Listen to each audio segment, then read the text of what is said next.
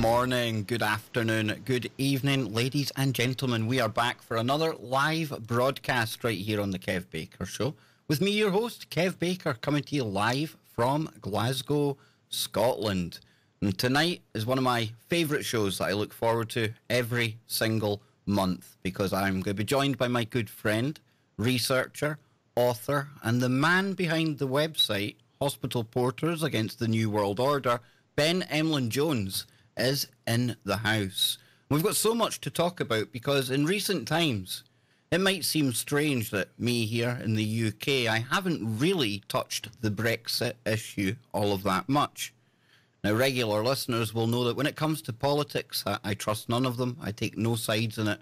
And in fact, I take great joy in going after every single one of them. That's because I'm convinced none of them work for us, and all of them are in that elite club that just looks after themselves. So I haven't really touched Brexit, but that's for good reason, because there's people like Ben and others out there that have been covering this and researching it to a far deeper level and have a far better understanding of all the ins and outs than I myself do. So that's why I'm really looking forward to getting into Brexit with Ben tonight, as I'm calling it the Brexit Hex. I should call Brexit Hexit more like. Because back when the referendum was happening, I'd done a series of shows with Christopher Everard from right here on our own network, the man behind Enigma TV. And we at the time were talking about the fact that, you know, this global government, this plan that has been a long time in the works, the New World Order, call it what you may, the European Union is an absolutely huge part of that. And the idea of us just being allowed to leave, despite the fact that's what we voted to do, it seemed as if that would never be allowed to happen. And here we are now, coming closer and closer to the time when we're meant to leave the EU.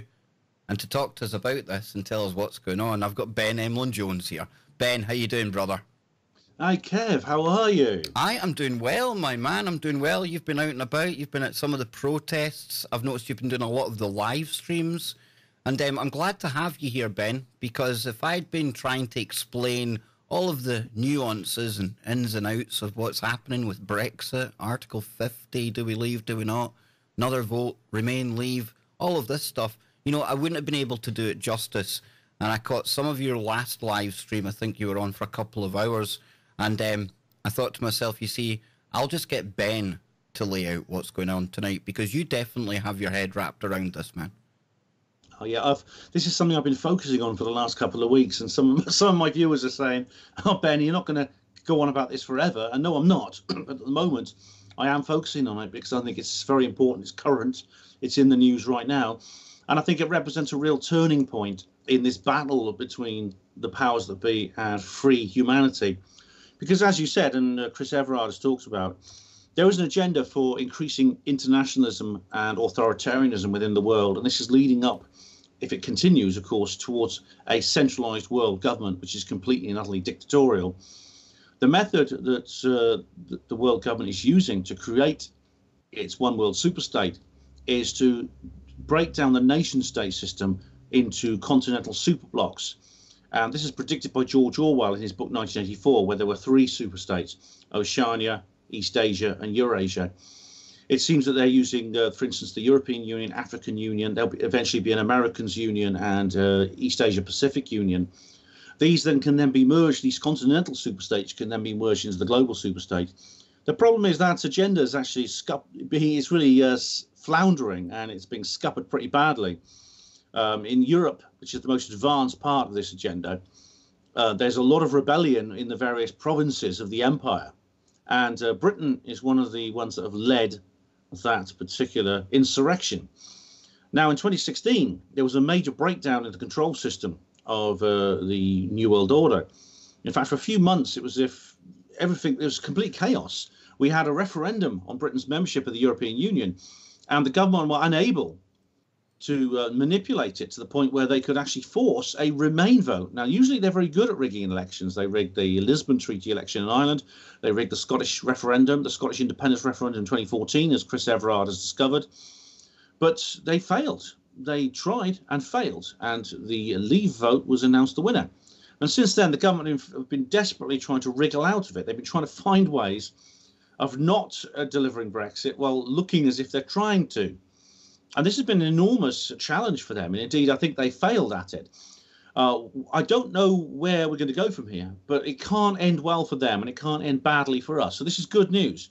Their duplicity is now completely open. And duplicity is open is a contradiction in terms, which basically means their malevolence and their deceit is completely exposed for all the world to see, which means it's essentially a suicidal situation for them. They are literally panicking. They don't know what to do. It's the 2016 effect, I think, is still in force, and they're not able to claw back the ground that they lost during that time. And in the protest on Friday, there were a number of people. A lot of them were not aware of some of the issues that you and I talk about. There were a lot of them were just ordinary people who just were understood that a democratic decision was being reversed. It was being essentially, it was being made null and void. It was almost they were trying to talk about it as if it had never happened, down the memory hole, to use Orwellian terminology. We voted to leave the European Union, and now they're talking about, well, maybe we shouldn't quite leave or half leave. Maybe Northern Ireland shouldn't be allowed to leave. We should have another referendum just to be sure. Things like this. And people really, so many people can see through it now. And the government, the credibility of the British government at the moment has never been as low as it has in living memory, if not in all of history. And, you know, somebody in the chat room, Ben, absolutely brilliant. I think I might title the show this. I think it was Trudy Glenn. I may be wrong there, but I think I've seen them calling it the BREXIT Neverendum. Because that's really what we're talking about here. You know, are we going to have to keep going back to the ballot box until either A, they rig it properly, or B, we actually just vote that the way they want us to vote? It's almost like we're naughty children right now. Yeah. You know, because we kind of had the audacity to give the middle finger to the EU and give other nations around the EU almost the idea that they could follow suit if we were to do this. It's almost as if since 2016, the government and the press, they've been on this campaign to scare the shit out of people, Ben. And it's almost as if, you know, you've been bad. This is what's going to happen. We're going to give you one more chance, maybe just one more chance to change your minds. And you know, I still don't know what's going to happen to this day. The government is behaving and always has behaved in a very patriarchal manner towards the population. We are like naughty children. And they are trying, the scare stories are unbelievable. I mean, we're going to run out of cheese. We're going to run out of Mars bars. Best one I seen was, get ready to lose your Netflix when you go to the Costa del Sol. Your membership will not work on the EU. And I'm like, oh, come on, people. Yeah. It's good. I mean, we're going to catch super gonorrhea. That's another one. British aircraft will not be allowed to fly over Irish airspace. There's all kinds of horrible stories. It's quite sad. It's quite sad that a lot of people are scared of this because it's so transparently. You know, things worked perfectly well for so long. For so long, things worked just perfectly fine before we were in the EU. And funnily enough, when we come out of it, you know, it might be a bit different to start with, but things will level out and we'll do our own trade deals. And you know what? The sky won't fall. Cows won't stop producing milk. The shops will still have food in them. We'll all be okay, Ben. Yeah, it's completely, for anyone who has any sense of awareness of what's going on, it's pretty clear that these are simply intimidation tactics. There's no reason at all why Brexit shouldn't happen. And we could set up a perfectly healthy relationship with member states of the EU as an independent nation. There's no reason at all why that should not happen. And indeed, it's like there was never this problem when we entered the European Union. If you remember, it all happened very, very smoothly. There was no scare stories then. We were just told it was the best thing. We were voted for the European Communities Act, and then we could all go on holiday and not worry about passports and but none of that transpired. People went. One of the things they're scaring about is they're saying that British people will not be allowed to go on holiday to Europe anymore, and this is nonsense, absolute nonsense. When I went to Denmark a few weeks ago to speak at UFO Denmark group.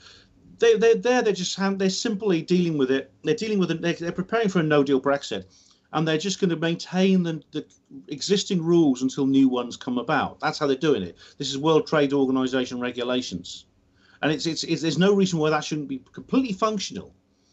People will still be able to travel. People traveled before there was a European Union. People have been traveling between Britain and Europe since prehistoric times. There's one lovely little colour video, actually, a Pathy video from 1966. of British tourists going on holiday to Greece. And it's surprisingly similar, actually, to what people do nowadays. You know, they go to the airport, get on a plane, go to Greece, go to the beach, things like that. Well, I seen Sky News. They were talking to, I believe it was The Who, and they were at some football stadium somewhere, and they said, well, what's going to happen when you go and try and play your next concert in Europe? You're going to be able to do that?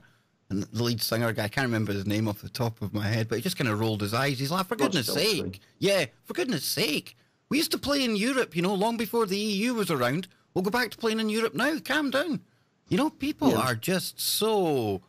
They've been so mind-washed, I think, Ben, by the mainstream media, the tabloid press as well.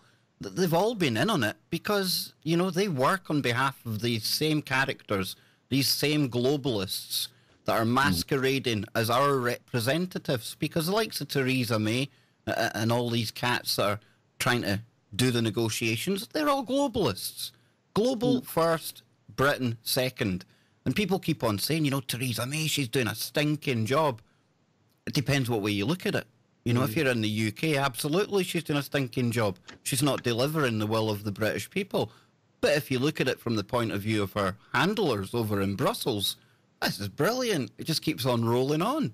Yeah, I mean, if she's trying to deliver Brexit, she's doing a rubbish job. But if her intention is to sabotage Brexit, she's doing it very, very well indeed. And what was she saying today? Because I seen she was going to come out and make some big statement. There was all breaking news. Was there any? Did she agree to step down? Nothing like that. No, did she like shapeshift or anything? Unfortunately not. That would be great. Yeah. But it's she says she's going to try and cooperate with the opposition, the leader of the opposition, that's Jeremy Corbyn, to create a new kind of deal, a new bill for Parliament. She says she doesn't want to leave without a deal. Now the good news, Kev, is that there seems to be a division within the elite about how they handle this, the damage limitation exercise they're on at the moment, because neither wanted this to happen. But I think the Brussels seems to have a different policy to the UK elite, because Brussels, I think, is planning for a rearguard, a fallback position right now. They want to actually sacrifice Britain and for the sake and just try and defend and protect the rest of their empire. As you said, that the whole world is watching, as they used to say in the 60s. And indeed, other EU member states will be watching what happens to us.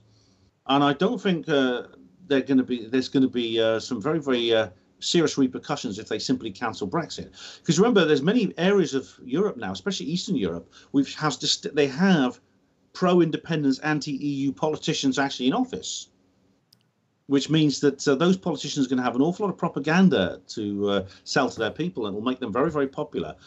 And this, I think, may speed the destruction of this superstate, which I think will happen anyway. But I think the Brussels are trying to save it by just let Britain go. They say let's fall back. Let's just protect the rest of the empire. I think that's their idea. And you know, we've had Italy. They elected a comedian, or at least we had that Pepe Guido guy. His 5-star party doing well. And then I was surprised to read this earlier on today, and it's talking about how a comedian could be Ukraine's next president. So like you say, over in Eastern Europe, we're definitely starting to see that people are balking against this whole globalization push. There's this rise of nationalism. We've seen that ever since Donald Trump got in, right? And people don't want to be part of this global community. You know, they recognize what's happening. Like you said earlier, Ben, more and more people at that protest, you know, not into the kind of stuff that we talk about all of the time, but they can see there's a problem now. Even they're seeing that this political game that they've had so much faith in, it's a game, it's rigged. Yeah, there's definitely a backlash, a serious backlash. I'd say the New World Order agenda is in major trouble. The thing about it is, though, I mean, Brexit is not the end, though. This is one battle, but it's not the end of the war, and there's a massive amount else to do. I don't think the New World Order are going to go quietly. I think they're going to fight to the end. And a cornered rat is always very dangerous because they've got nothing to lose now. They're just going to go for broke, and that could be very serious. I sometimes wonder what might happen within the next few weeks to a couple of months, however long it takes, to try and maybe distract people from Brexit or to cancel Brexit. I mean, we could be looking at maybe another MP being knocked off like Joe Cox, or maybe something more serious. I don't know. I'm on my guard. I'm prepared for those sorts of things. Absolutely. No, you're absolutely right. If there's ever a window of time or window of opportunity to be watching out for a distraction coming our way, it would absolutely be now. And I've seen a lot of people as well, and I know you've written about this, Ben, a whole lot of talk about martial law in the event of a Brexit hellhole, you know, disaster happening, the sky falling, the cows stop producing milk, all that kind of thing. And at the same time as this is going on, we've got a biannual military exercise running here in the UK. Now, that's understandably got people quite worried. We're seeing all of these troops on British soil. I know you've wrote about this. I've seen a lot of talk on social media, people putting two and two together, martial law being the answer. What do you make of all that, Ben?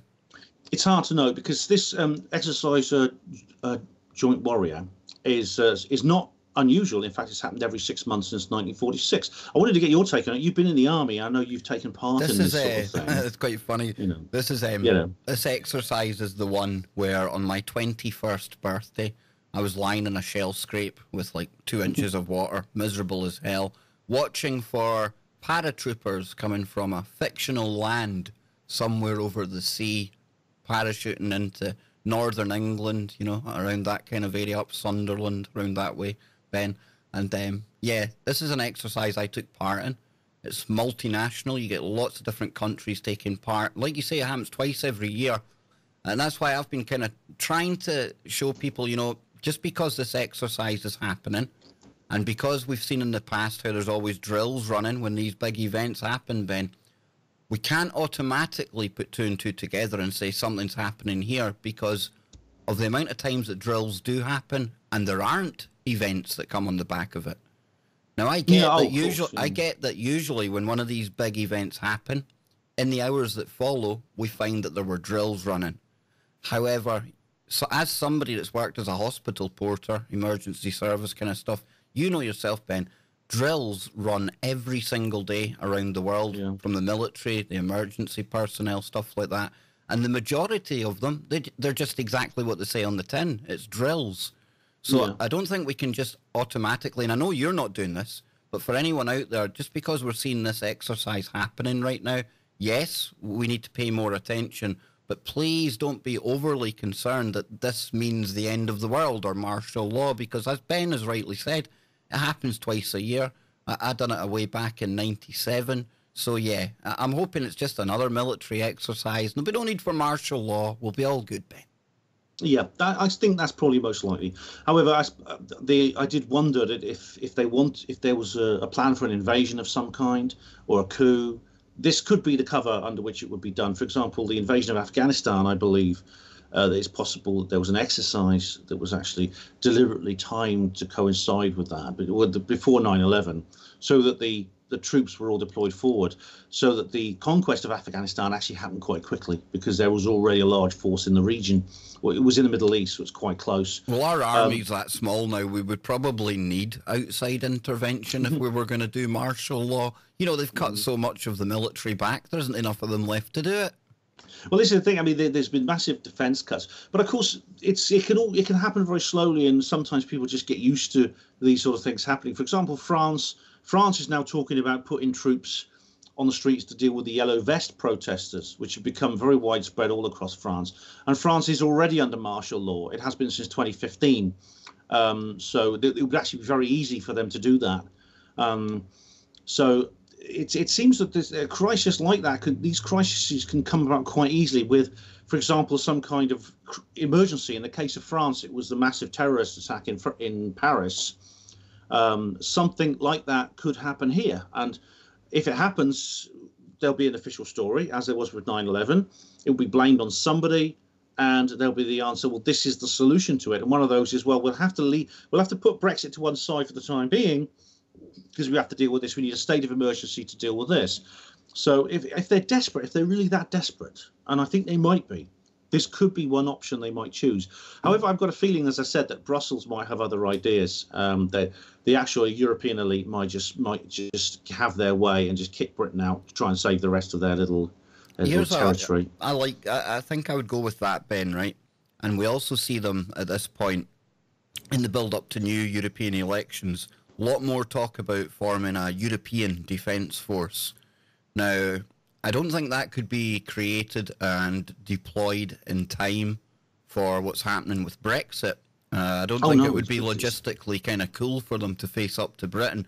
However, you look at some of these smaller countries within the EU bloc that are looking to maybe get away from the EU. You can definitely see that European Defence Force going into these countries to basically impose European Union. Yeah, and what's even scarier is, and this was quite a shock to me when I found out, that the Lisbon Treaty is still in effect. It's still on the statute books, as is the European Communities Act of 1972. Even after Brexit, these laws will not need to be repealed separately. And among that is military unification. Now, Caroline Stevens has talked about this in great detail. But there is the plans for this are actually quite advanced, to have a unified command structure within Europe, and indeed to have all European military forces, including the British one post-Brexit, under this unified command. And this is the scary bit, the really scary bit. This would include Britain's nuclear deterrent. This could end up with us all getting killed if they really wanted to. There's a chap actually there's a guy speaking at the event on Friday talking about this. Now he's an ex-army officer, I think, and he researched this, and he was very, very concerned about this happening. And he spoke to many people who were serving in the forces, and they themselves are very worried about it. And well, I think there could be some kind of mutiny at some point. I mean, maybe that's a good thing. Maybe that's necessary if it's to prevent disaster. Yeah. It's, I was just looking at some of the headlines there. A lot of talking about how, Brexiteers, that they're trying to scaremonger with talk of the European army and things like that. And I want to make it quite clear, I'm not talking about some European army coming and invading the UK. I know Ben isn't putting that out there either. But the European army is definitely something that I've spoke about in the past. And I'm sure it is being used in some quarters as a scare tactic to try and sway people's decisions, change their minds. But what do you think happens then, Ben?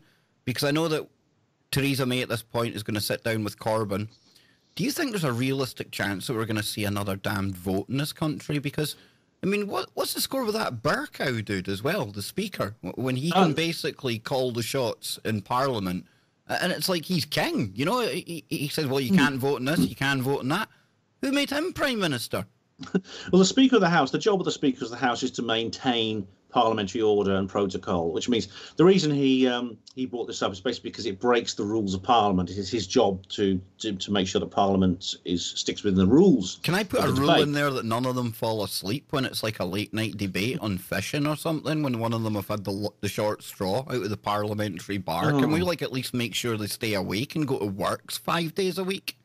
I've seen loads of them falling asleep on those benches. I really do. I was saying it the other night, Ben. This is how it works in Parliament. They all turn up to these big ones, Bercow and the whips. They chase everyone in there for the big votes, for the cameras and everything, right?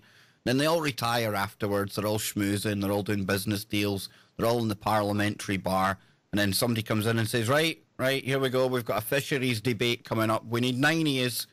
So all the parties are like, all right, who's fucked up this month? Oh, pardon me. And then they draw short straws and they get sent back in there. Half of them are pissed and they fall asleep.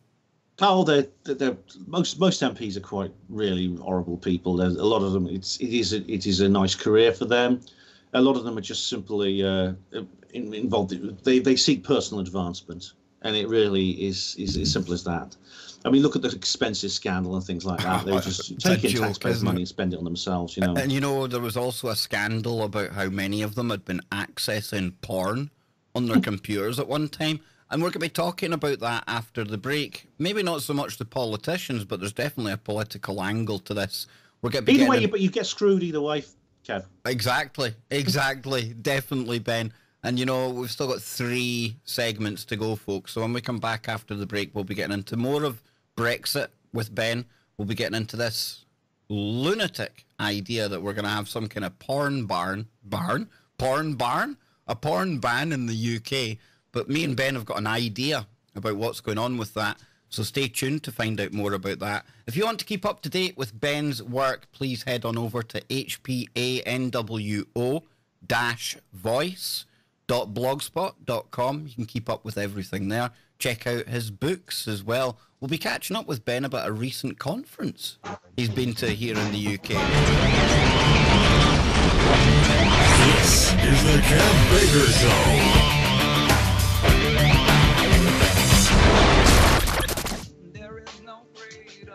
Welcome back, everyone. Ben Emlyn-Jones is here with me today, and we are talking about Brexit. And I must apologise, because I think before the break there, I got that carried away, speaking about such a love topic of politics. You know, I love these politicians so much.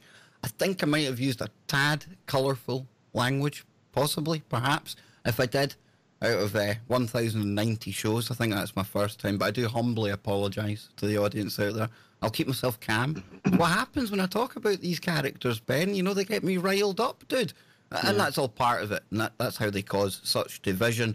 And through that division, that is how they control people. And I've been saying to the listeners for some time now, you know, I mentioned Theresa May, good job, bad job, depends how you look at it.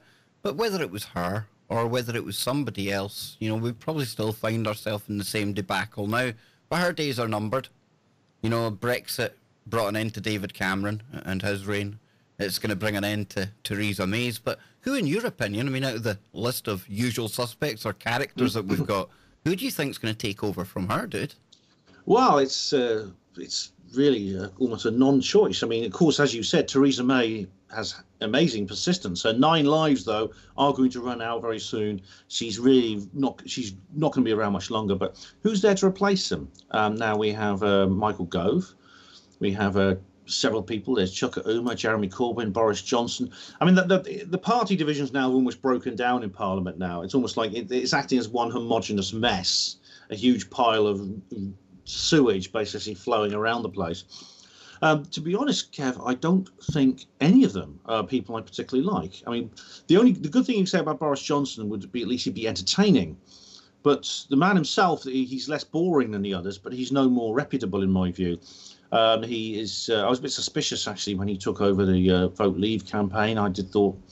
Well, it took me a while to realise, because other people said this before I did, but that he's just simply there to make a mess of everything. Boris Johnson actually was in. He was actually in the Bullingdon Club, which is a society of students in Oxford University, of elite students. So it's very, very similar to the infamous Skull and Bones Society at Yale University. And the Scrolling Keys, various other elite groups within universities, the elite universities, the elite of the elite universities. Boris Johnson was actually in the same class as David Cameron. Now, the Bullingdon Club actually is primarily a dining club, and all the students go out. And the rule is that the poorest student has to pay for everything. And I say poor in a relative sense because they're all very, very rich.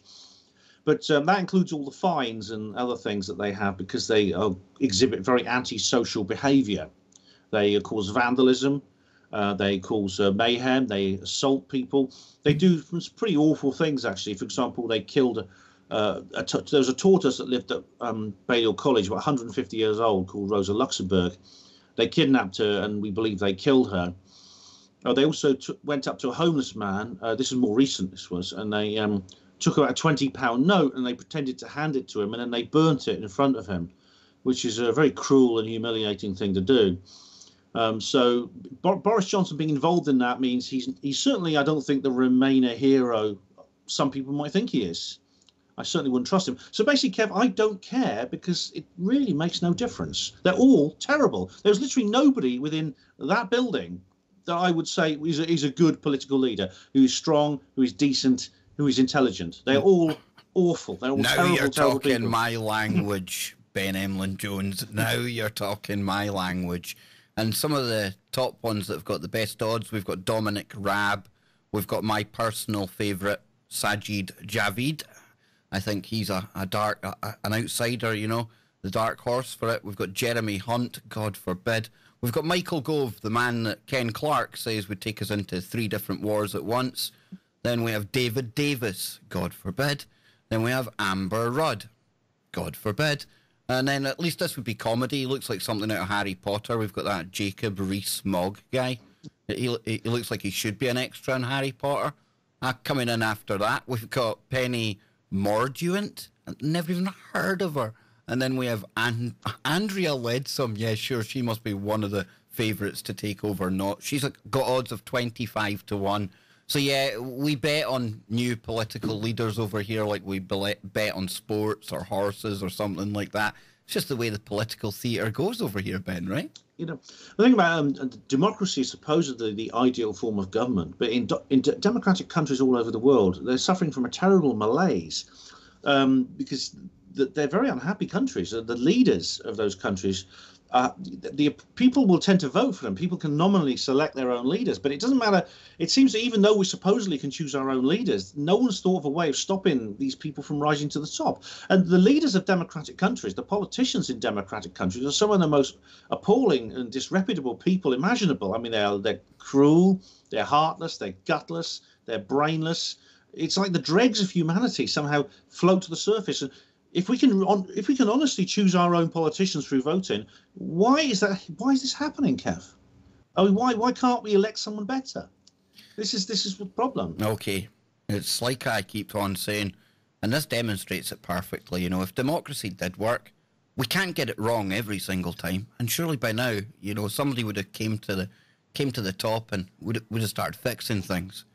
Or then you have to look at the other way that I explain how politics works, and be it two different parties, be it three, be it 4 or 5, doesn't matter. They're all attached to the same mutated a-hole that is, call them the Illuminati, call them the hidden hand, whatever you want. You know, these people are puppets. They're just in there to do a job, Ben. And it isn't to work for us. It's to work towards the goals of this agenda that has been in play for hundreds of years. You know, you can go back to 1776 and Adam Weishaupt and the Illuminati if you want to, because you can follow it all the way from there. And in America, I think it's even more blatant because of the Democrats and the Republicans. You know, you get one in, they spend 8 years making a mess of things. You get another guy coming along who says they're going to make everything better, but then gets 8 years of doing exactly the same thing as the cat he replaced. It's just so obvious, Ben, it's a rigged game, it's pure theatre, and what they're going to do, by hook or by crook, e.g. Brexit, they will get their own way in the end. And I know it sounds terribly defeatist, I know it does, but it's the system we have to change. There's no political answer to problems that have been caused by political thinking. It's like Einstein says, you can't fix problems with that same level of thinking. We need a new system, and I don't know what it is. I wish I did, Ben. But like you said, democratic countries, it isn't working out so well, right? Absolutely not. I mean, and then you look around all the other systems. Is it working so well for them? I don't know what the answer is. I wish I did, Ben. No, I mean, it's really tricky, Kev, because what's been tried before, none of it has actually been particularly good. All of them in some way been part of what the Illuminati have planned. So we may have to actually wait and see. We may have to actually wait and see until we actually have a taste of the post-Illuminati world to realise how we can govern ourselves. I have faith in humanity. I believe most people are not psychopaths. Most people want to do good. Therefore, we're in the post-Illuminati world. We will find a way of doing that. And I have faith in that, even though I can't quite envisage it myself now. Because we are in the world we have now, we have to try and change it, and this agenda has to be exposed. That's the thing. The actual secrecy behind it has to be exposed. And the good news is that there is signs that it's in terrible trouble. I mean, it really is. There's a massive amount of what Terence McKenna called novelty, and he used that word, which is kind of like a quite chirpy word. But I know what he meant. He meant things that don't normally come into the world, into the political world, for example, suddenly start appearing. And we've certainly seen an awful lot of novelty in the last few years. So that's, I mean, he did a very long lecture about this. I can't remember all his words. I think it was time wave zero, wasn't it? The novelty factor starts to increase the closer you get to that zero, isn't it? Yeah, interestingly, he said that the spiral, the logarithmic spiral, as he had would lead to time wave zero, happened round about, just shortly before the 21st of December 2012. Yeah. Which is when the Mayan calendar changed over. Now, I mean, I know that this was pretty much regarded as a damn squib by most people, but I think maybe most people didn't quite understand what it was about. There wasn't going to be an instant change on that very day. We're dealing with like cosmic cycles, so it's going to take time for things to play out, you know. So I'm with you, Ben. I mean, it could be 20 years leading up to 2012 and 20 years coming out the other side of it. because it's a cosmic kind of cycle. This is big. We're not talking about things that happen in the blink of an eye here. And I tell you what, I challenge anyone out there, be it 2001 or certainly since 2012, tell me things haven't speeded up and got more insane, more crazy, more novel, as you call it. Definitely, absolutely. I mean, you see, it could be that what we're experiencing in the world today is what is the effect of what happened in 2012, and people shouldn't the change over the Mayan calendar, and people shouldn't just despair when there's not some big upheaval on the day, like in that ridiculous Roland Emmerich film about it. It's so I would say I actually feel quite optimistic, Kev, at the moment, because things really are it's quite exciting actually and quite fun. Even though I'm sitting here thinking, oh, I want us to have Brexit, and I have this emotional attachment to that. If I step back and think about it in an intellectual and calm, rational level, it's, in a sense, that's not the real issue here. Well, the real issue is that it's even being discussed and it's even being suggested, and that the government are so obviously trying to have their way over it against the will of the people. That is what's important, Kev. Well, no matter what the outcome of this is, it can only go well for us and only go badly for them. This is what a spanner. The bad times roll, yeah, I say. This is what a spanner in the New World Order looks like. They never, they might have maybe imagined for a split second that we would give them the middle finger and vote to leave. But I bet you they never considered the fact that it would all play out like this. When they decided to give us the referendum in the first place, I bet they could go back in the time machine and take that statement back, But, I'm with you. And I like, you said there you've got this emotional attachment to it. And that comes, when you start watching one of these events, especially when you're having to go to the mainstream to watch what's happening. And it's good to see how not good, but you can see how they are able to play on your emotions, get you so kind of embroiled in what's going on. And you can see that around the UK today. There's so many people, divided over this Brexit. The same was in America, so many people divided over Donald Trump. And again, it's almost as if it's happening in America, it's happening here with a different flavour. It's happening on the continent in many different flavours as well. You got the yellow vests in France. It all adds into what we were talking about a moment ago. It's some kind of shift. We're going through some kind of global change. And I ain't talking like climate change. I'm talking a paradigm change. Yeah, this is why it's I'd say to everyone, get the popcorn out, because it's going to be fun. It's going to be fun. It's great to think that of all the centuries that this Illuminati agenda has been in place, the actual changeover when it falls would happen within our lifetimes. Yeah, it's enormously privileged. It's a great time to be alive, as David Icke says. Absolutely. And talking of David Icke, he will be live on the Kev Baker Show on the 28th of May. Ben. Oh, brilliant. Yes. You've got David Icke on. Fantastic. It was going to be the 8th of April, but we had to reschedule. He's busy then. But 28th of May, David Icke will be here live in the virtual studio. I cannot wait. And I'm sure something that David would, he's probably wrote about this or he's made one of his really clever memes about it.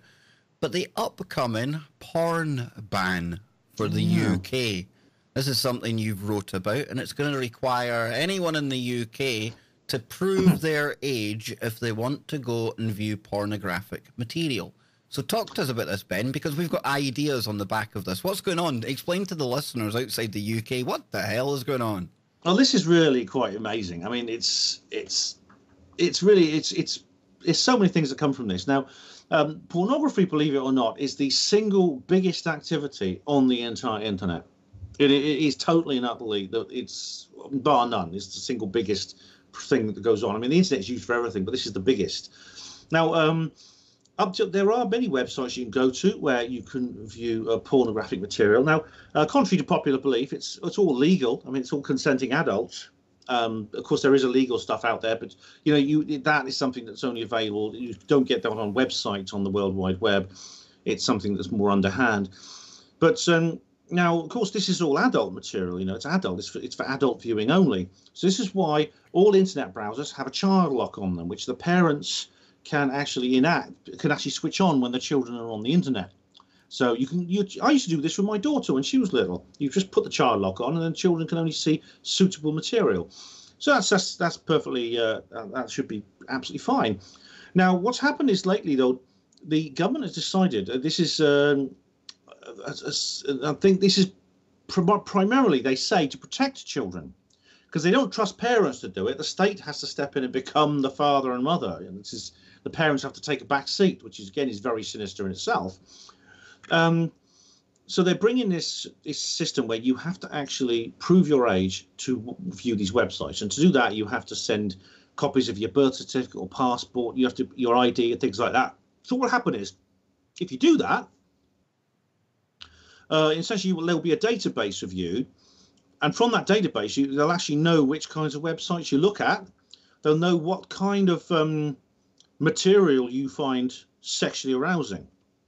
Now, this is very, very concerning because we're dealing with people's most intimate thoughts and feelings. It's very, very private, these kinds of things. You may not want to tell everyone the kind of things you find sexy. And indeed, you certainly wouldn't want to tell whoever owns the database this.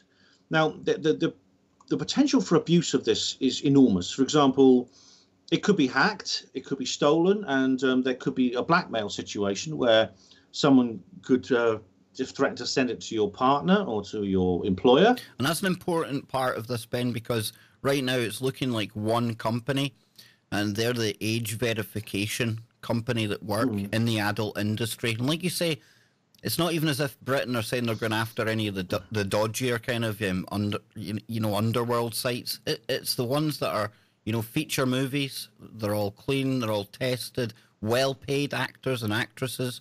So yeah, it's one group that will be age verifying people. And like you say, then everyone's details at that one company, it only takes one hack for all of that to become accessed. Yeah, and it's pretty. What's awful about it is that, as you said, illegal pornography that doesn't involve consenting adults. You have to go, for instance, to the deep web and things like that to get that, and you have to go through. It's quite difficult to get hold of that sort of thing, and most people like myself wouldn't even want to look. Wouldn't even want to find it. Which here we're talking about completely pornography is above board. It's legal. The performers in it they are actors and actresses. They get paid equity rate contracts, because what they're doing is a form of drama. And there's even documentaries I've watched documentaries about their lives and about their jobs and how they get into into what they do and things like that. And they're actually quite normal people who just do this as like other actors and actresses do other things. And so there's nothing harmful here. It's all above board. But the only reason they would want, they want, I think, perhaps to build up a database of people. They want to, maybe it's just some kind of survey to find out exactly how people think and feel at this deep level. But for example, suppose someone decided to use it as evidence in court, because you might think, well, there's nothing illegal here. But supposing you were accused of raping an underage girl, and they found out that you spend a lot of time looking at the legal teen page. Now, as it says, legal teens means what it says. It means young women, but who are above the age of consent, who perform in these particular videos, and these models who pose for these erotic pictures. That could be used as evidence that you have a tendency to like younger women. Again, supposing you're a school teacher and this was revealed that you like those legal teen pages. Your career could be in jeopardy, even though you've done nothing wrong and might actually not do anything wrong. And the government, it's Orwellian and extreme. And the government are very clever, ladies and gentlemen, because this is the perfect kind of subject, the perfect material to go after as almost a way of setting precedent. And setting a precedent, in our opinion, I can't speak for Ben, in my opinion, for what will eventually lead to an internet ID. And I say it's a very clever way they've gone about it because, banning porn or restricting porn, if you're going to be an activist against this, you're going to be kind of labelled a pervert. Because if you're so adamant that everyone should get to see porn, it's one of these subjects. Now, I know it doesn't mean that. Ben knows it doesn't mean that. However, it's one of these, because we're still in the UK, and it might be 2019, but we still drink our tea with our pinkies in the air, and porn can still be quite a taboo kind of topic for many people. So to bring it up and use porn in this way to set this government database, this system of having to sign in, prove who you are, I think it's ingenious, Ben, from their point of view, because it's such a hard thing for us to basically shout from the rooftops about. again, without looking just a little bit dodgy. Yeah, exactly. It is, as you said, even though this is nothing criminal about pornography. No. And I believe as long as it's kept in the adult world, I think it's completely harmless. But it is still controversial. I mean, there's a lot of people who call it smut, and they say it should be banned, and it's evil, and it's... there's a strange group of people, actually. Some are feminists, some are traditional religious believers. Yeah, and you usually find that they've got the biggest stash of porn under their bed. Yes, those who absolutely. Those who doth protest do too much, Ben. You know. Exactly. Yeah, and it's so it is controversial, and it has this underground nature, even though it is obviously it's completely legal. And believe it or not, I think more than 90% of internet users have at some point looked at it. I think 98% of men. Believe it or not, I mean, again, this is another myth. It's not just men. I think more than 40% of women have at some point looked at it. It is still something that is very private. It's still something that's very intimate, and it's something that it's not the kind of thing that's spoken about publicly, especially not in Britain, as you said. We are generally speaking quite a sexually restrictive and private culture. It's so I do think this getting inside pornography is a way, and it's a very clever way they're using, I think, of getting inside us generally, our minds, our feelings, our behaviors. Yeah, absolutely. And, you know, the internet, it's changing rapidly. And it used to be that you could basically be pretty anonymous on the internet. You know, there was ways to disguise who you are. And, you know, you could surf on there, not a problem. But more and more now, it's becoming restricted. It's becoming closed down. We're seeing how we're going to have to verify age for this. And very soon, you know, I think, Ben, we're going to have to basically, you know, with this ID, our name's going to be put to everything. It really, really is. We've got Article 13 and Article 11 close for passing by the European Union again. And again, that's going to restrict things down even further, become even harder for us to upload stuff. So the internet, the days of the Wild West style internet, as we used to call it back then, they're long gone. And we can see now how it's becoming far more restricted, far more draconian, and turning far more into a tool for control that people in the alternative media and people listening to this show, we've all warned about for years. It's very sad, you know, because I remember the golden age of the internet, which was the early days of the internet, when it was literally... Yeah, just message boards and stuff like that, and dial-up modems, and just getting a connection was brilliant, man. We're in that AOL loading sign and things. You remember all that crap, Ben? Yeah, I do, believe it or not. Yeah, it's amazing how quickly things change. But once you were in, it was great because you had like people who would just say what they wanted. No one was all that concerned, because if someone made a video on YouTube when YouTube first started in 2005. When someone made a video you didn't like, I mean, I started in YouTube around about then, and I used to watch people making videos that someone else found offensive, and they would make a reply video, which is just basically expressing their offence usually in a very rude manner. But there was none of this blocking, and there was none of this banning and striking and all the other things that you get now. People were treated as adults. People were treated as if they were expected to be robust enough to deal with this sort of thing. Yeah, it was just a video sharing site, right? Before Google got their hands on it, it was literally just a video sharing site that did what it said in the tin. You could pretty much get away with most things on there, man.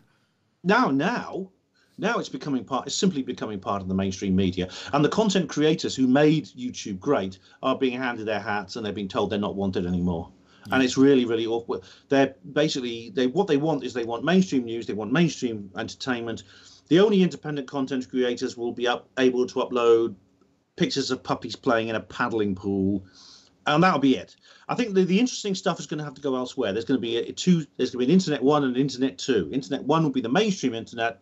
Internet 2 will consist of blockchain systems, peer-to-peer, the deep web and things like that. And that's where you'll get the paranormal material. That's where you get the UFOs and the radical politics and the interesting, the fun stuff, which made the internet so what it was, is going to have to move off the old World Wide Web, and it'll still carry on. I mean, this is already happening. I mean, there are basically free speech social media sites which have been specifically set up by Twitter, YouTube, Facebook refugees, so they can carry on doing what they're doing, what they've been banned from the mainstream sites. And this includes people. It's not just, for example, the so-called racists and people like that.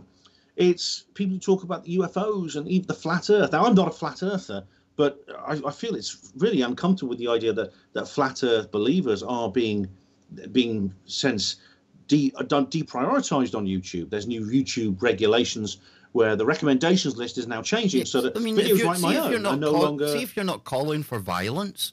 You know, if you're into something like flat Earth, if you're into this X, Y, Z, absolutely put your content out there. You know, we've always got the opportunity not to click on something, Ben. If something's going to offend us or we don't like it, don't bloody go there. What's happened, you know? We've changed so much in this digital age. It used to be we'd be able to turn the other cheek and just, you know, but nowadays, wow, dude. It's, you know, see, it goes back to what we were saying about the porn, because if you're children, you have a child lock, okay? If you're an adult, you can switch the child lock off, but then you should be treated like an adult and expected to behave like an adult and be able to be able to resist these things like an adult. This is the problem, and it's really, like I said, it's really, really sad. But as always, there's solutions, there's ways around it, and it's a shame, but we will carry on. I think, you know, over in China, we talk about the social credit scoring systems, Ben, that's going to come from there. And I was noticing now as well, they're sending people to jail who are advertising the use of virtual private networks. We'll hour number 2 with our special guest today. It's that time of the month again. Ben Emlyn-Jones is in the house. Now, Ben, let me know, or let the listeners know, where they can keep up with your work. Plug your books, man. You were at the Probe conference recently. I know that there was people very interested in your books. Let people know where they can get a hold of everything that's Ben Emlyn-Jones. Sure. Well, my books are called Roswell Rising, Roswell Revealed, and Roswell Redeemed. I call them the Roswell Trilogy, and they're all about UFOs and disclosure. What would happen if we were told the truth about the UFO secrecy that's been going on in the world? It's a sort of fictional what-if kind of scenario. And if you're into UFOs and Roswell and things like that, you'll enjoy these books. My website is HPANWO, Hospital Reporters Against the New World Order. My most active website is my news site, which is Hapanwo Voice. I also have YouTube channel, radio shows, a bit like Kev. I have my own radio shows and lots of other things. So please do check those out. There's an awful lot of material there, so enjoy. Absolutely. And before the break, we were talking about Internet ID. We were talking about the upcoming porn ban that's happening here. Well, porn restrictions. It's not exactly a ban, technically. And just as we were going to the break there, I was mentioning how VPNs, virtual private networks, an absolutely ingenious way of around a lot of the problems that we experience online nowadays. Sometimes you go to your favourite websites and it'll say you can't see this from your countries. VPN, it spoofs everything up. It doesn't know where you're coming from. And, you know, this is a really decent tool. However, China recently went and banned VPNs. It says recently VPNs were banned in China and are now considered a crime by China's Ministry of Industry and Information Technology. This comes as a hindrance to residents of China that have been using VPNs as a method to access various blocked websites like Facebook, Twitter, and YouTube. And VPNs could have been a clever way of getting around something like Article 13. You know, just for example, you've got Joe Blogs sitting down in maybe London, and he decides I need to upload some content. It's got something that's a little bit copyright, maybe under Article 13. So he fires up the VPN. He gets an IP that shows that he's in Kenya somewhere. And guess what? YouTube filters, he's coming from Kenya. All good. All good in the hood. Good to upload. That's how a VPN would have been really, really handy. I say would have been, because I'm predicting, Ben, that this ban that we're seeing over in China, it's almost, it would make common sense, really, for the EU to adopt something similar. Because like I explained there's going to be a lot of ways to get around Article 13. Well, a lot of the material that's probably planned for the entire world appears to be being tested in China. For example, ID cards and things like that. A lot of the surveillance technology which has been introduced all over the world was tried out in China, and indeed they are actually quite advanced. They're much more advanced technologically in terms of Big Brother technology than much of the rest of the world in terms of what they've implemented. For example, the social credit system, which we've talked about on previous shows, that's of enormous concern to me. And we must remember that China has a huge population. In fact, almost a quarter of the people in the entire world live in China. So once you get those people embroiled into some kind of database, it's not hard to spread it out much further. You only need that one country, and you already have a significant portion of humanity already involved. So yeah, that's there's probably these various filters might actually be tried out elsewhere and maybe implemented elsewhere. Absolutely. And we're going to shift gears now, if that's okay with you, Ben, because Sure. your 3 books that you mentioned just previously, the Roswell trilogy, deals a lot with disclosure. And we talk a lot about disclosure. You talk in your circles about disclosure a lot. And one character that's come up on my radar and yours in recent times, probably more so since December 2016, has been the former Blink 182 frontman, Tom DeLonge. Well, he now has a new TV show coming out, Ben. I think this is definitely going to be very interesting. This comes from ABC 15, Arizona. Yes, I'm defying Article 13. I know it's not in effect yet, folks, but I just want to sound cool. It says former Blink 182 guitarist Tom DeLonge to build indisputable case for UFOs in a new TV show. And just the first kind of part of this, it says, again, Tom DeLonge, new History Channel series. The 6-part series, Unidentified in America's UFO, Inside America's UFO Investigation, will feature Tom DeLonge's interview with a former military intelligence official, somebody I've spoke about a lot, Luis Elizondo, who confirmed the Pentagon's UFO program. And yeah, it's going to be getting into a lot more from Elizondo and To the Stars Academy. Ben, what do you make of all of this? Because I'm kind of on the fence here. I think Tom DeLonge has been used as, no offense to Tom DeLonge, but a useful idiot. And that terminology comes from the world of, the spooks, when somebody's been used. Because when you look at the people who's behind him with To the Stars Academy, as we have done before, perfect example you brought up earlier, Hal Puthoff, somebody that's been involved in, MK Ultra projects, stuff like that. I think they are using poor Tom DeLonge, not to put out disinfo, but for a controlled disclosure. But that's just my take. What do you say, Ben? It's hard to know. I mean, I think Tom DeLonge is a sincere individual. He has a bookshop, actually, which he's been running for some time. And I have a friend of mine who lives near the bookshop and actually went to go and visit it. And he went in there. It looks like exactly a kind of bookshop that we'd love. There's books everywhere about conspiratorial matters, UFOs, the paranormal, things like that. He seems like he has a sincere belief in this sort of thing. However, what he's got involved with the To the Stars Academy has a few red flags, as you might say, which makes me wonder exactly what it really is involved in. For example, Hal Puthoff is a very sinister character, as you've just been saying. Hal Puthoff was actually involved in a CIA project to deal with remote viewing. This began in the early 1970s, and they worked with several people, including Uri Geller, who's now a household name. And he came onto the scene in the media at that time, doing various tricks, and he claimed he was a paranormal, he had psychic powers, which was amazing because he was just doing basically normal magic tricks. He only had about 3 or 4 tricks, so he probably wouldn't have got very famous if he'd just been a magician. But he was actually recruited by Puthoff's, there's a guy called Russell Targ, and he and Puthoff recruited him to something at the Stanford Research Institute, which actually did scientific tests on his psychic powers. Now, Ray Hyman, who's a famous skeptic, published some information saying that Guerrilla was basically faking it all. Puthoff and Targ said he wasn't. But then the strange thing is, and Uri Geller's actually confessed to this recently. He's actually said this. Many people have found this out independently. Geller actually went to work for the CIA and for Mossad as a remote viewer. Now, this is basically a psychic spy. Even though the government and officialdom laughs at the idea of psychic powers and things like that and extrasensory perception, they take it seriously enough to use it as a weapon and to spend an awful lot of money recruiting people who are psychically sensitive to the intelligence agencies. Another very famous one is called Ingo Swann, and he's written a very, very interesting book. There's a guy called Ed Dames as well. Well, Ben, it's interesting you bring up Uri Geller, because I was having a laugh about him the other night, and this headline here, just before I hand it back to you, Uri Geller promises to stop Brexit using his telepathic powers. So, yeah, Uri Geller, an interesting character, but like you say, connected to some of the people here that we're seeing at To the Stars Academy. And just for people out there, this is Dr. Hal Puthoff.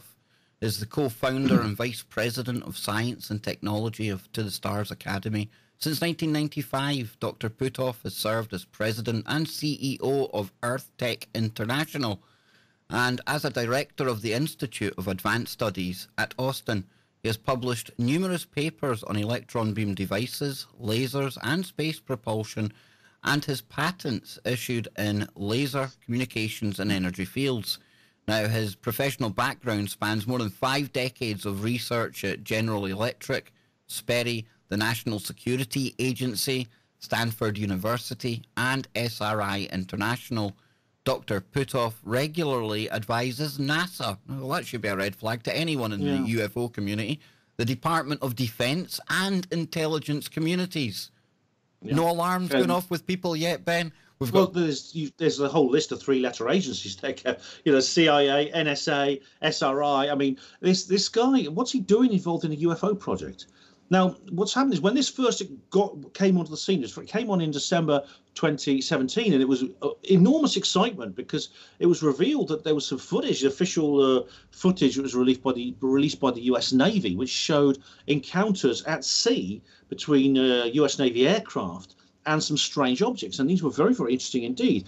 And I thought this is going to be the start of something, maybe even disclosure with a capital D in its classic sense, that Stephen Bassett talks about. But then it all seemed to go quiet. It seemed to stagnate. I mean, I'm still on their mailing lists. I get their advertisements for merch and things like that every so often. But there's been no real breakthrough. Yeah, myself and Gary Heseltine spoke about this. And when they first came onto the scene with Elizondo and the Tic Tac video and the ones they released, remember, it was really one of the first times en masse we had seen the mainstream media treat something like this as seriously as they were. And like you say, to go from that to almost being cold and nothing coming from them, it's strange because it felt like that was the start of, like you say, some disclosure, be it controlled, be it fake, be it the disclosure. But it certainly felt like the start of something, Ben. Yeah, it's been very anticlimactic, actually. However, I'm interested to watch Tom DeLonge's TV show and see what it's like. I mean, unidentified inside America's UFO investigation. That's right up my street. So I'll watch it and see what it's like. I'm wondering where this is going to go, Kev, whether it's just going to fizzle out completely or whether there's going to be some other kind of breakthrough. And if it is, will it be the real thing? Will it be genuine? Oh, can we trust an organisation which is so close to this rather sinister individual? And there's several other people. And there's another one here, right? There's another one just before we move on, but to give people a taste. Again, we're not just picking on Hal Puthoff here. I'll get Ben's take on this because there's also somebody called Steve Justice. And Steve Justice is the director of the To the Stars Academy Aerospace Division, right?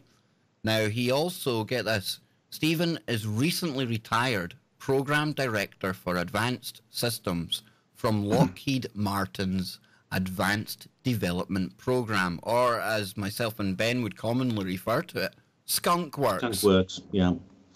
It's just this is where the secret project, where all the secret aviation projects are designed, spy planes, things like that. I mean, this is the highest level of classification within the U.S. government. I mean, this guy is retired from there, and he went into this, which is a strange change of career, Kev, and it makes me wonder. And I mean, exactly what's going on. Yeah, Elizondo himself, a career intelligence officer whose experience includes working with the U.S. Army, the Department of Defense, the National Counterintelligence Executive, the Director of National Intelligence, and as a former special agent in charge. You know, these kind of things normally, if they were talking about anything else other than UFOs, probably people would be screaming, shells, spooks, you know? But it's weird. And I know, right, if people are going to come forward with information that the government have been hiding, yeah, it's going to be people that have had government experience. I get that. But there's something different about this mob. And I'm with you. I think Tom DeLonge has always had a passion for this information. And I think they've identified him as being a really good face for the public, you know, to break this information out. Yeah, I don't want to completely denounce the whole thing because exactly. Tom DeLonge, I think, is a decent chap. I mean, I think he's sincere. Same goes for Robert Bigelow, who's also involved. There may be others, I think. I mean, Ben, even if we call it a controlled release, right, a controlled disclosure, it's still very significant because that means that they're telling us new stuff. They're going to start rolling out some of the stuff that they've probably had around for years anyway. So it is still significant, even if it is slightly controlled. Yeah, I think we should be cautious Yes. of the TTSA, but not dismiss it. I think we should look at what they have to say and see if they deliver. And that's the best thing. That's the best way to do it, I think, Kev. Not to dismiss entirely, but not to accept entirely. Absolutely. You know, they put on conferences. You attend a lot of conferences. You were at one recently, Probe. This is one that you really like, Ben, isn't it? I love the Probe conference.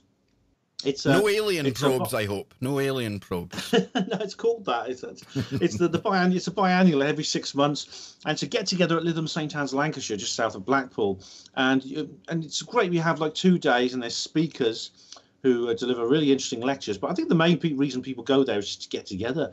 I think it's that camaraderie which we don't normally get in our usual lives because we have these unusual ideas. It actually, I find myself speaking personally now, I find myself quite isolated from many other people.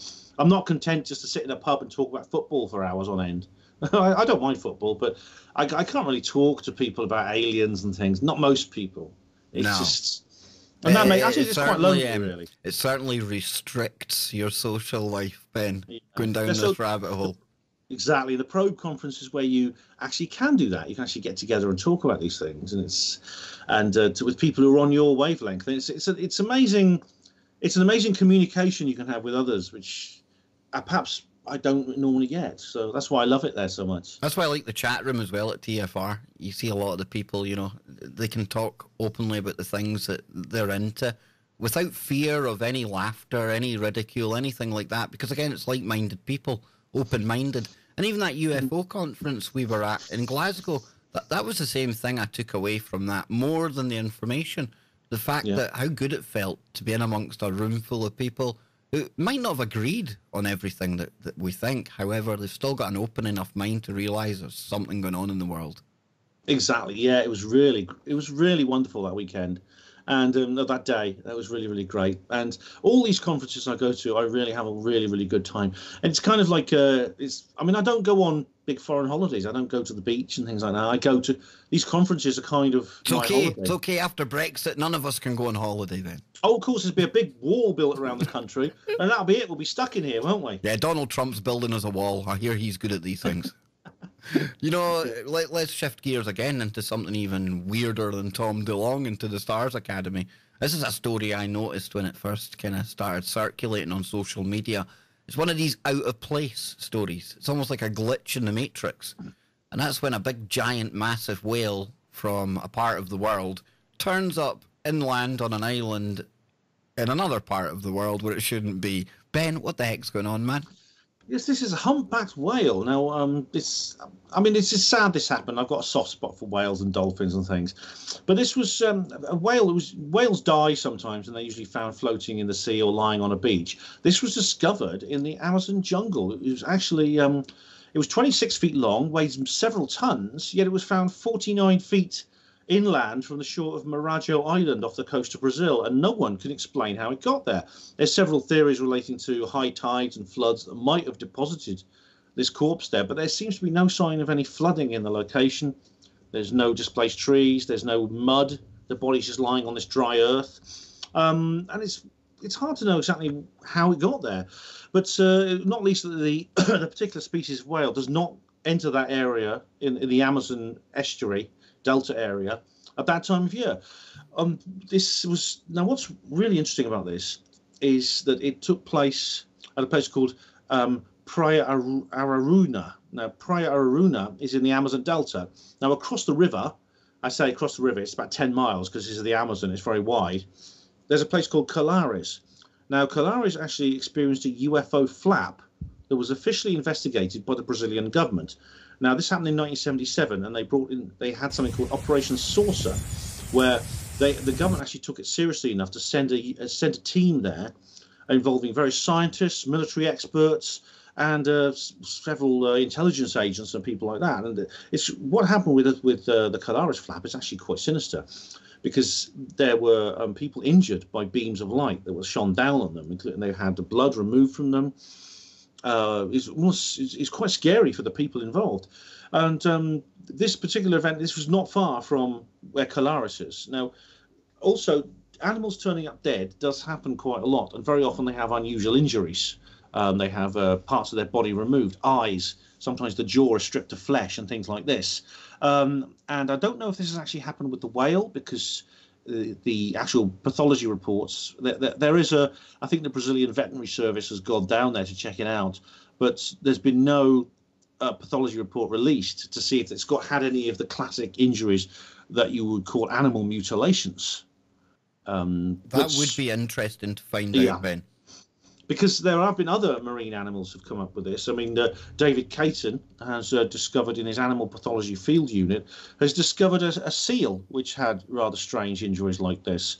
There's been several. One had its head removed. All kinds of weird things have happened. It's just been reported that a shark has been washed up, cut in half, and no one can work out how that happened. I heard that, yeah. Yeah, it's very strange. I mean, I've not looked into the details of that, but if this is a great white shark, a really, really one of the big mean ones like Jaws, I mean, what in the world could bite one of those things in half? It's the megalodon. It could be the Meg, yeah. Yep, the Meg's got it. Meg. No, but this is a strange, out of place one. And when I first seen the story, it was one of the actual mainstream websites in the UK. I can't remember if it was The Guardian or Independent, but their story, Ben, was trying to tell people, and they must have got it from somewhere, but they were saying this was like 10 miles inland into the Amazon. And when I'm watching the video, I'm thinking, 10 miles inland, you can blatantly see the beach and the horizon at one point. So I'm glad I'm looking at the Huff Post here, and it looks like a lot of the stories were corrected. It's 50 feet from the shore, like you were saying as well, but just so out of place. Yeah, it is. Yeah, exactly. It's not right. It's not far inland. But really, when you talk about something that's 26 feet long, and this is bigger than an elephant and more heavy, it doesn't really matter if it's 49 feet or 49 miles. Exactly, dude. It's still very odd that it got there. So this is a mystery which I'm not sure is any close to being solved yet. But considering Brazil seems to have a reputation for these kinds of dark UFO situations, and it's very close to Colaris, I wonder if there is something extraterrestrial involved. Some kind of portal, interdimensional portal, perhaps. Yeah, that's a possibility. Definitely something weird. Might be ley lines. It might be another one of these triangles. You know, because everyone's heard of the Bermuda Triangle, but we've also got one over in Asia, the Devil's Triangle. And, there's these anomalies that happen out at sea and water. I don't know what it is, Ben. I don't know. It's like weird. It's more alien than the surface of Mars, some of these places in the ocean. Yeah, I mean, we know less about the deep sea than we do about the planets of the outer solar system. Yep. It's a very, very mysterious location. Only barely 1% of it has really been explored in any detail. We don't know what could be down there. There could be a megalodon down there. It's an alien world here on Earth. It literally is an alien world to us, some of these like deeper parts of the ocean. Yeah, it is really. And they found, every time they go down there, they find something new. And very often some very unusual creatures have been found. I mean, even in volcanic vents at the bottom of the sea, there's strange creatures living there in water which is incredibly hot. Well, this is, why Europa is quite a hot subject when it comes to the potential for alien life out there.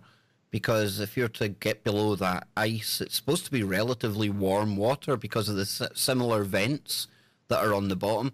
So if we can have life here that's, living down at that depth, these pressures, that heat, the volcanic vents kind of stuff, then why not Europa? Life is able to flourish in the most extreme environments sometimes, Ben. And sometimes we're looking for life to have 2 feet, 2 eyes, 2 arms, just like us. But it's going to take various shapes and forms. And we had a young astrophysicist on here. Brilliant. He's at the Rochester Institute of Technology, and he was throwing out there, what about intelligent octopi? That's still intelligent life. It might not be similar to us, but still just as intelligent. It's hard to know what life would be like in other worlds. I mean, there's another. I mean, maybe we want to go into this after the break in more detail, but there's this weird story you sent me about what they've just discovered on Mars. Yeah, I'd love to get into that after the break. Yeah, but basically, you could literally have intelligent invertebrate creatures, like in the film Arrival. The spaceships are flown by these strange 7-legged squid-like beings. They call them heptapods. That's a good film, that is, Arrival. And it's, you don't know, there's no reason why they should be these creatures with humanoid faces, and they mutter things about, revenge being a dish best served cold, take me to your leader, etc., things like that. And not a very good idea when it's Theresa May. Very well said. And we do think sci-fi, the aliens in sci-fi, they're just like us, but they look a bit weird, like the Klingons. They have sort of strange shaped faces. I thought you were going to say they're basically humans. I thought you were going to say they look like the Clintons. Oh my! They look worse than the Klingons. But no, I was listening to a good audio book there. I'm just getting the name of it. Children of Time, it's called. Adrian Tchaikovsky. Now, what this deals with is the Earth's in turmoil. That they send out teams to go and terraform other planets, basically, Ben. And they take with them a nanovirus. And the plan is that they'll seed some monkeys after they terraform a planet, and they'll give them this special virus, and it'll speed up evolution to the point where, basically millennia will be cut out to the point where they're sentient. So to cut a long story short, it goes kind of terribly wrong, and what happens is the nanovirus reaches it to the planet, but then it's the arachnids, the spiders, that are given an evolutionary jump. And the world that they build and the way that they communicate and the way that they do things, and they eventually achieve space travel. You would never think it. However, it's a very, very clever take on how life in various other forms can be just as technologically advanced as we ourselves are today. Yeah, and just think it really, we should expect the unexpected. Yeah. When it comes to alien life, we really should. Because it could be literally anything. And it's going to be what it says on the tin. It's going to be absolutely alien. It's going to be nothing like what we've ever imagined before. We're going to come back on the other side. We're going to be, talking about the potential for some kind of life up there on Mars. An interesting little event. This is the Kev Baker Show. Welcome back, ladies and gentlemen. Moving into the final part of today's Kev Baker Show with my special guest, good friend, author, researcher, international speaker, no less, Ben Emlyn-Jones. Remember to check out his work. He's got a number of websites, but the one that he updates, I think, most regularly is the hpanwo-voice.blogspot.com. That's hpanwo-voice.blogspot.com. Remember, check out the Roswell trilogy that Ben has written as well. So, Ben, we're going to move into life on Mars. And moving away from the speculation that I normally take part in, into almost the beginnings of evidence coming to light. Now, recently, I put a video out on YouTube talking about the potential that they had maybe found some kind of fungi on the surface of Mars. And I've got a report here that comes from the Daily Mail. It says, is this proof of life on Mars? NASA's Curiosity rover snaps photos of Martian mushrooms that prove the red planet is home to organic life. Scientists claim in a controversial study. Now, I mentioned that the study had been peer-reviewed. A number had rejected it, but I believe the majority had said that this does hold some scientific value and further investigation was needed, because it says that images captured show fungi is growing on the surface of the supposedly barren planet. And what's even more interesting, Ben, is the fact that NASA have yet to confirm or refute the claims.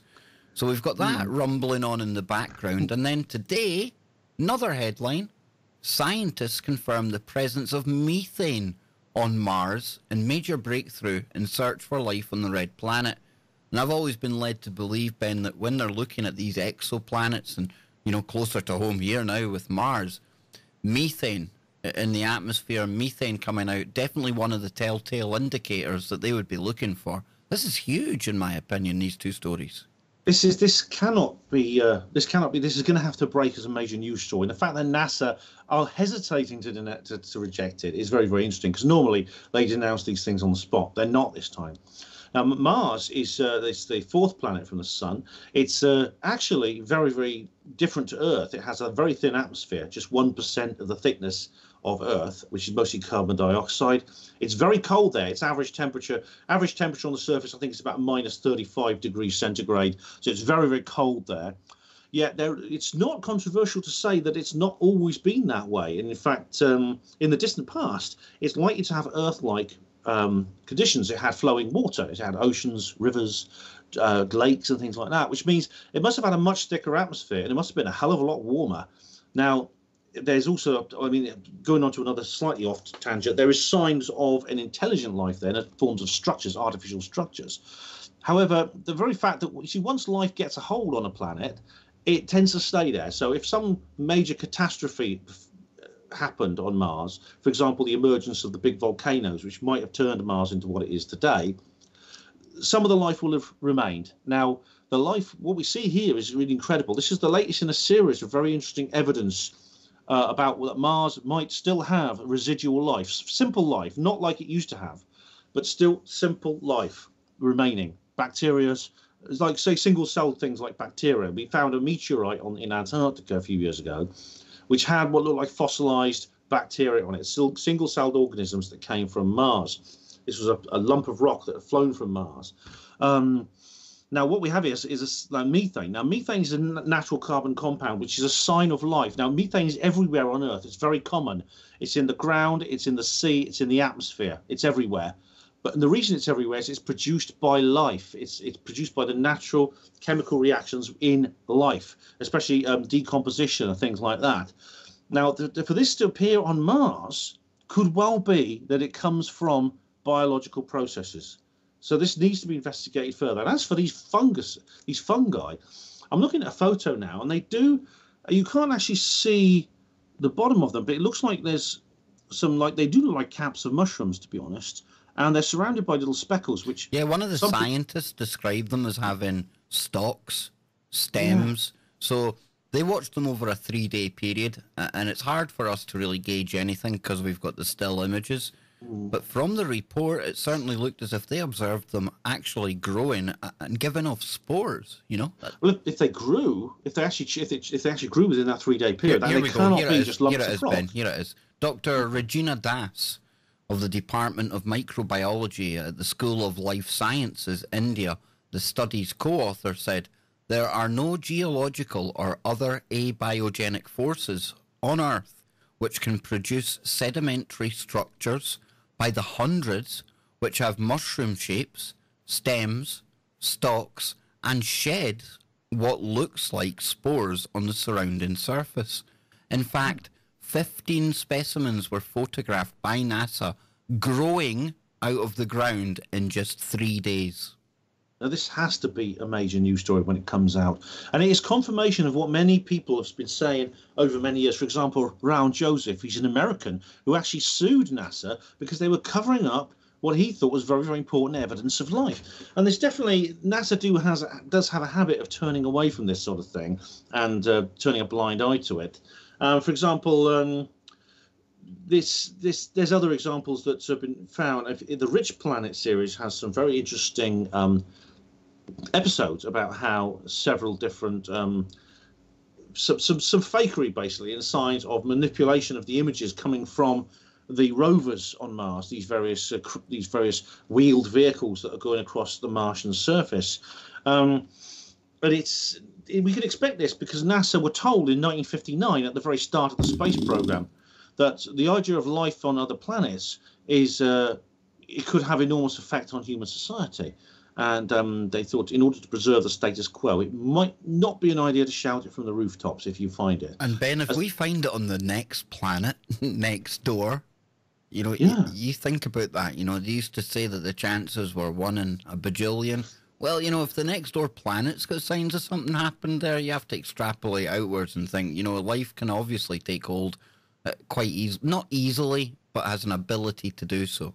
Well, absolutely, and it seems like you can say that winning the lottery is very rare. But if you win it, and then the next day your next door neighbour wins it. You mentioned something interesting as well, and it's something I like to get into, something I like to kind of brainstorm.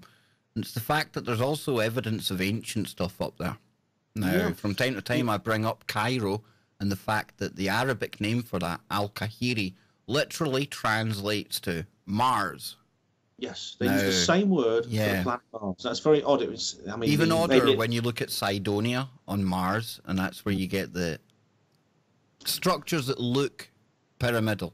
Okay, it's definitely weird. You got the face there, and I mean the face is a bit dodgy. I get that, but however, whether it's there or some of the stuff, I need to check out Rich Planet if he's covering this kind of thing, because I'm very keen to see what else they're hiding up there. And I was saying to you with commercial space travel now, and likes of Elon Musk talking about going up there, maybe they're sitting going, well, we're going to have to tell people what we do know, even if it's not that much, but the game's up. If somebody's going to be up there and having a look around and colonising it, we best get the information out. Yeah. Now, one of the things that the Brookings Institute actually warned NASA about was even the remains of intelligent life on other planets. And you see this on Mars. You mentioned Cydonia is really remarkable. Now, in the distant past, Cydonia was actually a coastal region because there was a huge sea nearby. So it was like a seaside area. And it appears that if, for example, there had been an intelligent animal species living on Mars that was capable of building things in the same way that humans do, building large stone structures, it appears to have done so. And these have survived after the period of Mars. They call it the Noachian period, which is where Mars transformed from a warm planet covered in liquid water until what it is today, a cold, dry planet with lots of ice and extremely barren. So, but it appears these structures have survived, and there's a five-sided pyramid. There are four-sided pyramids like you get on Earth, and several other structures which indicate that there may well have been intelligent life that built these things. And this was when these things were built. Earth was actually life was just beginning to evolve on Earth. So they would have actually looked at Earth and seen it equally barren as if they were capable of looking at Earth. Even visiting Earth, maybe they would have seen a barren and lifeless world, or just simple life was on there.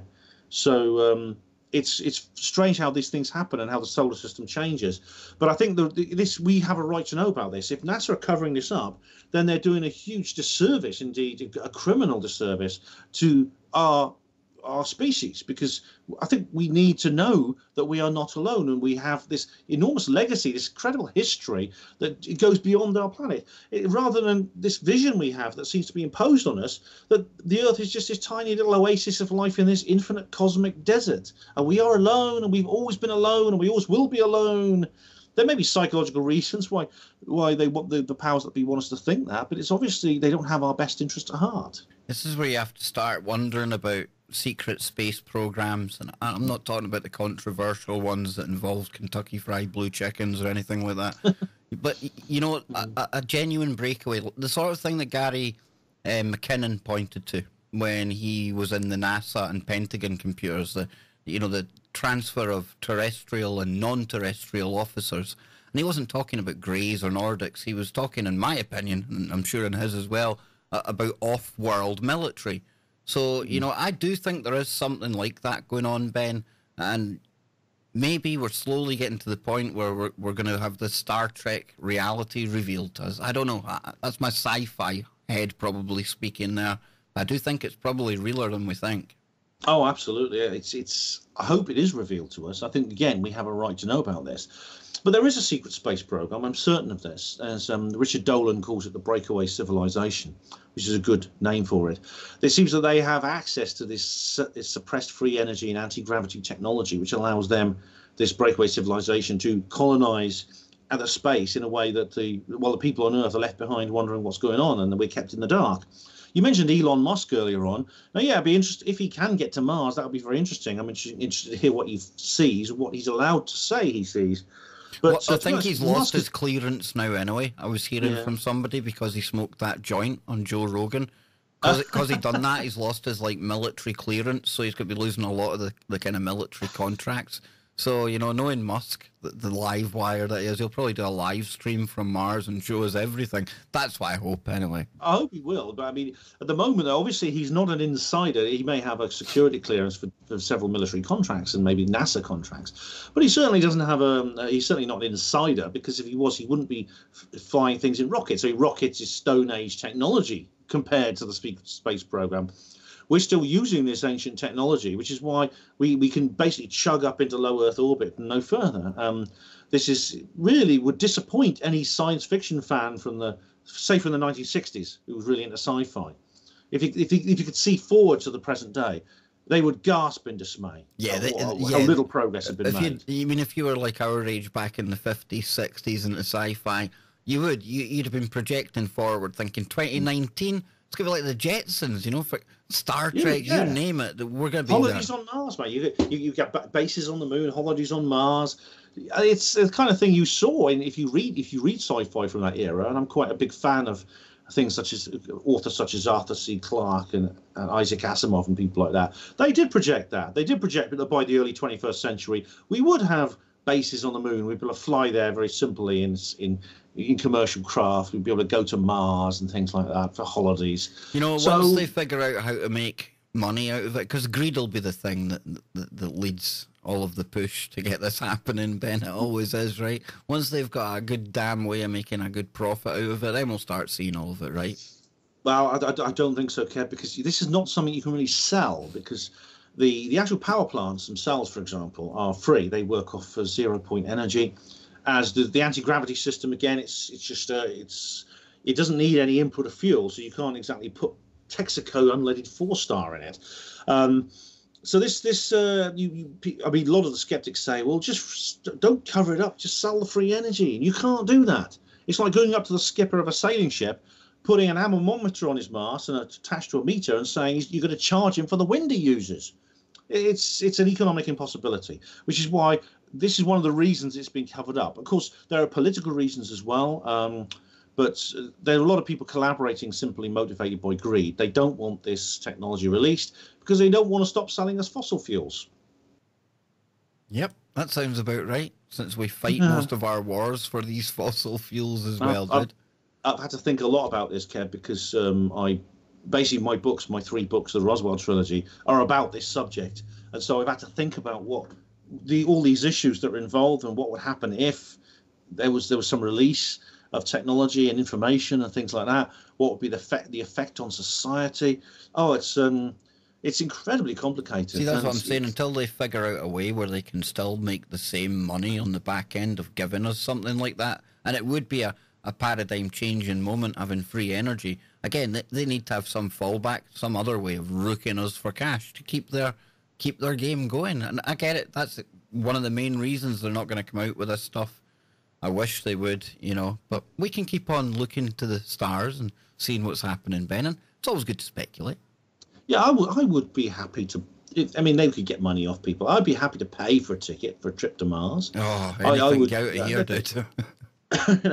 I'm sure many people would be willing to fork out a few quid to go on a anti-gravity ship to Mars. It'd be great. I'd love to visit the bases. They've probably already got bases there, you see. And that's another thing they would have to confess. They'd have to confess that they'd done this originally, because at the moment we're talking about putting humans on Mars for the first time, and they'll have to say, well, actually, we've already got there, guys. We went there a few years ago and we didn't tell you. Sorry about that. Yeah, before we fly around the far side of the moon, we've just got something to tell you. You're going to see some lights and like city type things when we go around the back of here. Don't worry about it, folks. Nothing to see here. We've been there for a while. It's going to be quite it'll be quite a shock. It's going to have enormous effects on society, on our culture, on our economy, on everything, our self-esteem. The picture we have of ourselves in the universe is going to change beyond all recognition. I think it'd be a good thing. I think the status quo does need to change. As we were saying earlier on, we need a new system, something that's not been tried before.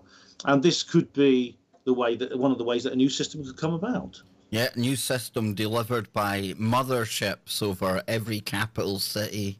That would do. That would be a paradigm changer, Ben. There'd be no arguments then. Of course there would be, because everyone would be on YouTube saying Project Bluebeam. But, that's the world of the conspirasphere. Oh yes, of course. I mean, this is the possibility for somehow any kind of revelation, any kind of disclosure being twisted into something that could then benefit the powers that be is for example, Bryce Zabel did a talk at Exopolitics Leeds in 2011. Bryce Zabel is the man who created the TV series Dark Skies, which is a great series. Yeah, I've heard him on Clyde Lewis. He's friends with Clyde. He's great to listen to, man. Zabel's saying that it could turn out that the government will give you disclosure and they'll say, well, there are actually bad aliens out there. We've been basically concerned because there are evil aliens out there, and that's why we didn't tell you. And Zabel said, well, if that happens, then we might have to just forgive the government and unite to protect ourselves from these aliens. And I actually asked him in the Q&A, and I said to him, Bryce, is it possible the government will tell you the aliens are bad, even if they're not, just so we will forgive them, and that we won't be after their heads with pitchforks? So it's in the interest of the government to actually come up with some kind of maybe fake alien invasion story to. I think we always have to be aware of that. It'd be the ultimate false flag, wouldn't it? An unseen outside threat to humanity. You know, what they could get done on the back of that, Benny boy, huge. That could be the kind of thing that brings down, you know, recognized religions and to be replaced with their new world religion. It's the kind of thing that would be a great impetus towards creating a global response to this global crisis. A global government, global this, global that. So I definitely call it Project Bluebeam, call it fake alien invasion. That's the wild card. I think that, you know, it's still up the sleeve, always up the sleeve, because again, it's that unseen outside threat. And human nature, a lot of people who aren't aware of the fact that the government lies to them and they think the government has their best interests at heart, they'll fall for it and they'll say, well, do what you need to do, you know, do what you need to do. It would certainly take Brexit off the headlines for a couple of weeks, wouldn't it? Oh my lordy, wouldn't it just? And that's why I was thinking she might shapeshift. That's why I was thinking she might shapeshift today at that press conference, dude. She might just do some kind of, yeah. You know? I mean, it could. They're that desperate. I'm seriously. I mean, they could pull something as desperate as this. Will we do an Alex Jones? Will we put like a 14-day period? We're on a red alert, Ben. Red alert for a false flag over here in the UK. Yeah, it's just like. It could be if it really does appear that the world government is that difficult to achieve, that could be where they'll go next. They could go with basically it'll be a double or quit situation. Go for the fake alien invasion, see if it works, and if it works, then you could again it would be like Independence Day, wouldn't it? It'd be kind of weird, dude. You could in that film the whole world unites to protect the entire planet from these evil aliens. But I mean, they could if there's no really evil aliens out there, well, you could make them. You could make them with CRISPR and all the DNA advances. You know, they can bring woolly mammoths back to life. They could splice a woolly mammoth with a short person. We could have hairy Ewok type things flying about on TR-3Bs and all the other secret craft that NASA and the Space Forces have got. And it would look as if they've come from somewhere else, but really growing in a lab at Skunk Works.